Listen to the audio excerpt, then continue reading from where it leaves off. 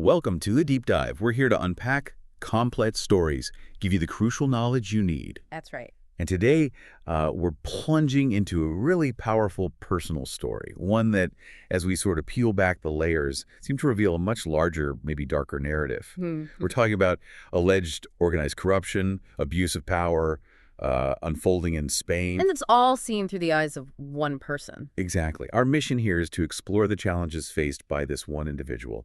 He claims his whole professional life has been systematically targeted by a system he believes is just relentlessly stacked against him.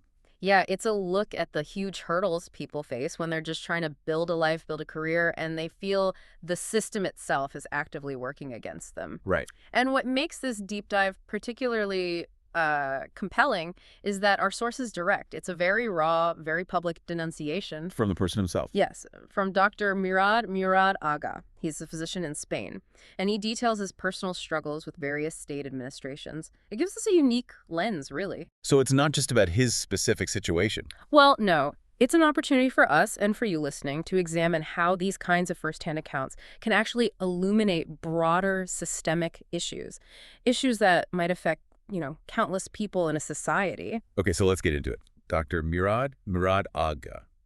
What was the immediate trigger for this public denunciation? Well, it happened very recently, Wednesday, September 3rd, 2025. Just days ago. Yeah. He gets this notification from the Agencia Tributaria, that's the Spanish tax agency. Okay. And it informs him of what he calls unheard of sanctions. Yeah. Totaling 50,000 euros. Wow. 50,000 euros. That's huge. The shock must have been immense. Absolutely. He describes it vividly. He says, it seems that I'm being confused with personalities like Rothschild, Rockefeller, or even Elon Musk. Right, when he's, in his words, simply a physician running a small, modest clinic in the south of Spain.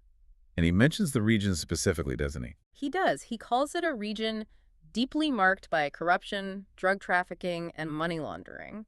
So he's drawing this stark contrast between his reality, a small clinic owner, and how he feels the tax agency is viewing him. Yeah, the contrast couldn't be clearer. Indeed. And, what his experience seems to highlight is this critical dilemma for anyone trying to challenge power structures. Because he doesn't see this as just a tax issue. No, not at all. He's unequivocal.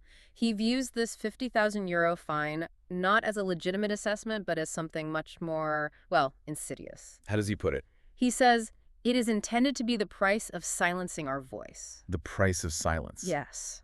The voice that denounces the truth in the face of bureaucracy and bureaucracy, and in the face of political administrative corruption organized and planned by incompetence. Okay, bureaucracy and bureaucracy. That's interesting phrasing. It is. It's clever wordplay. Bureaucracy, from burro, the Spanish word for donkey, suggests a system that's, idiotic, stubborn, maybe functions poorly. In bureaucracy. From perro, meaning dog, it implies something more brutal, like a dog-eat-dog fight for power within the system, driven by base instincts, perhaps. So he's really painting a picture there. He really is. It sheds light on the incredibly high stakes involved when someone decides to speak out, especially against what they see as this kind of entrenched, corrupt system.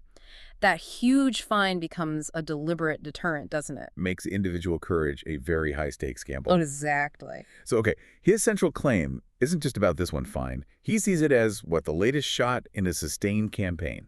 That's precisely his allegation. A coordinated campaign against him, orchestrated, he claims, by 3 specific public administrations. 3 different ones. That's a serious accusation. It is. Let's trace this back then. How did this alleged persecution begin? It wasn't just this tax notice. No, Dr. Aga says this campaign against him, it didn't just start yesterday. It goes all the way back to 2010. Over a decade ago. Right. That's when 2 of his clinics, these were in Ceuta, the Spanish enclave in North Africa. Oh, okay. They were abruptly closed. Why? What reason was given, or what reason does he give? He contends it wasn't arbitrary at all. He calls it a multicolor political decision. Meaning? Meaning, he believes it was prompted because he reported a case of urbanistic corruption with political implications. So whistleblowing. Essentially, yes. He sees it as a direct consequence of him speaking truth to power. And what happened immediately after that? Well, this is where it gets fascinating. The immediate aftermath, as he details it, seems quite coordinated. Okay. The source explicitly states that the DGT, that's the Dirección General de Tráfico, Spain's traffic authority. Right, the traffic police, basically. Yes. They received me with 2 fines of 3,000 euros each as a welcome letter. A welcome letter. Wow. So immediately after reporting alleged corruption, he gets traffic fines. That's his account. And since then, he claims, this pattern of targeted harassment just continued. Arbitrary inspections followed periodically, as if some important person didn't like the competition. So it establishes this pattern of pressure, shifting between different government bodies. Exactly. First the DGT, then he mentions issues with health authorities, and now the tax agency. It does sound, well, consistent, if his account is accurate. The pressure seems relentless, coming from different directions. Yes, the consistency across different administrations, especially following his initial whistleblowing, is quite striking. It points towards what he describes as a coordinated effort. And this brings us up to date, more or less, to his current situation. Yes, to his current and now sole remaining clinic. This one's in Algeciras in Cadiz, mainland Spain. And the pressure continues there. He highlights what he describes as continuous attempts to close this clinic too, using, again in his words, ridiculous excuses. Like what? Can you give an example? Yeah, he gives a really specific one. He says he's been waiting for an expansion permit since April 2023, so well over a year now. Okay, permit delays happen, I suppose. But the reason it's blocked, according to him, moving a single piece of equipment 6 meters within the consultation area. 6 meters, like 2 steps. Pretty much, and that was deemed a structural modification. Moving equipment 6 meters is a structural modification. That seems unbelievable. It certainly underscores the perceived absurdity, doesn't it? And the sense of deliberate obstruction he's facing. Yeah, it's not just a bureaucratic snag. It paints this picture of targeted, almost petty harassment designed to frustrate him, maybe shut him down. Indeed. And the source explicitly suggests that these ongoing obstacles, maybe minor on their own but cumulative, Right. are designed to be a final blow against his private professional activity. He feels targeted because he's in private practice.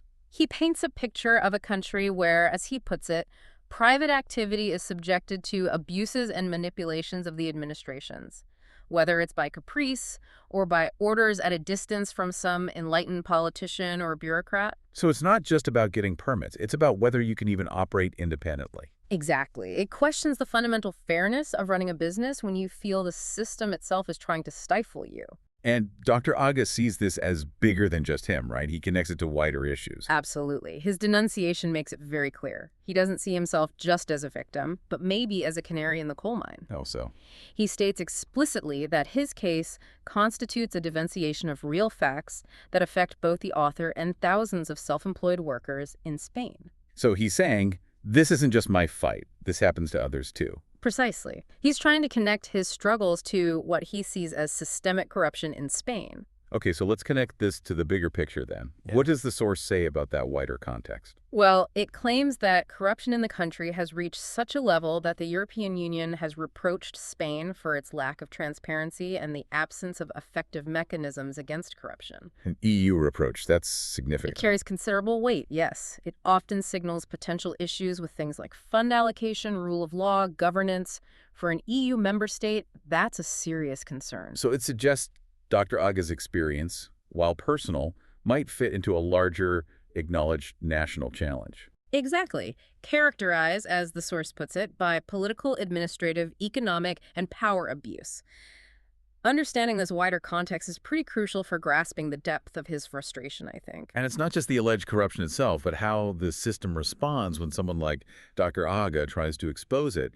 He paints a pretty bleak picture of accountability, doesn't he? He does. And this is where his denunciation really shifts from just a personal story to a broader critique of, well, national culture and governance. What does he say specifically? He claims Spain lacks a culture of recognizing errors, resigning, or indemnifying the affected, compared perhaps to other places. So no apologies, no making things right. Instead, he says, the default response is a policy of intimidation and political, administrative, and even legal persecution against the common denunciante with the objective of silencing him. Persecution of the whistleblower. That's the picture he paints, a culture that not only allows the problem to persist, but actively punishes those who dare to speak up.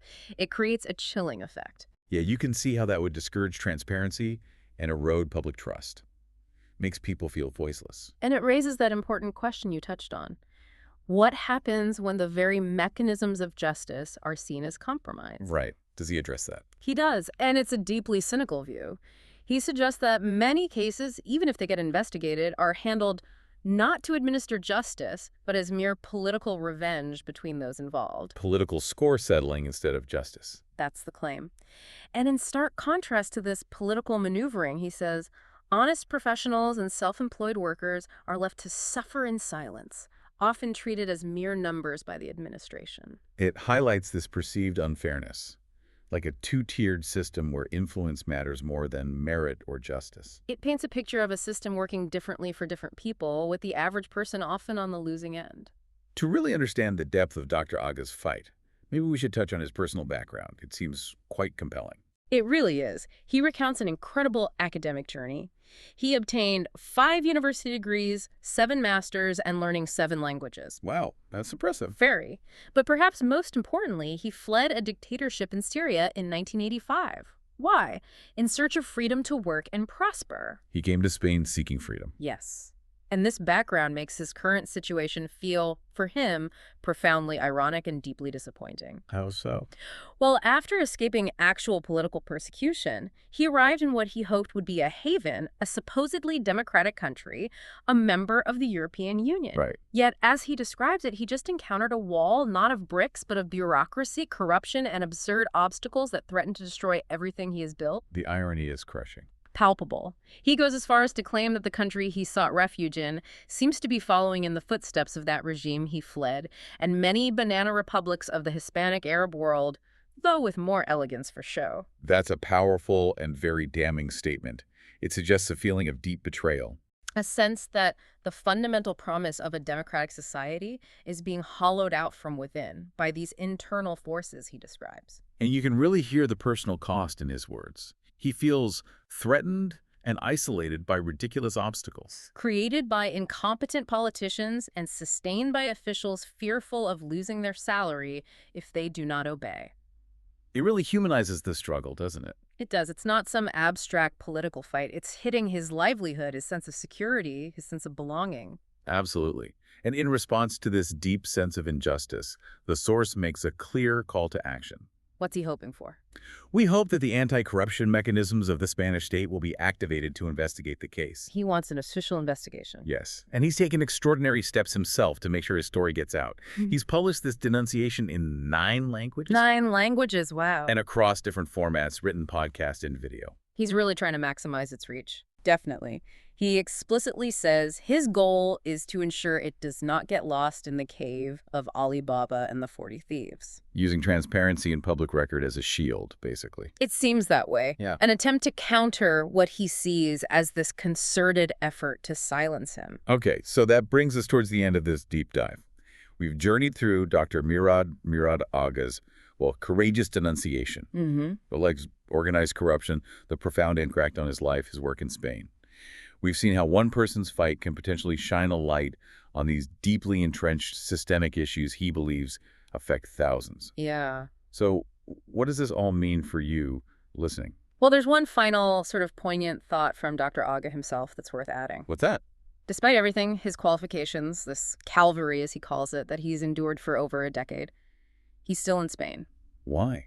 Why does he stay? He states it's due to family and force majeure reasons. Life circumstances, essentially. So just leaving isn't always an option. Exactly. It highlights the human complexity in these systemic battles. People form deep roots, even in difficult situations. It's a powerful reminder of that. Precisely.